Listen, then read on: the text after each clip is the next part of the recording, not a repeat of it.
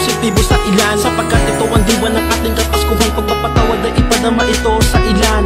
Ating ipakita na tayo'y bati-bati, gawin natin maging maayos at may halo pang ngiti. Pagkestado sa lamesa, lahat ay maligaya, pagpapasalamat sa Panginoon na siyang sa atin ay lumikha. Simula na ng taon para gumawa ng mga mabubuti, kapayapaan para sa lahat, pagmamahalan para sa ating Ama.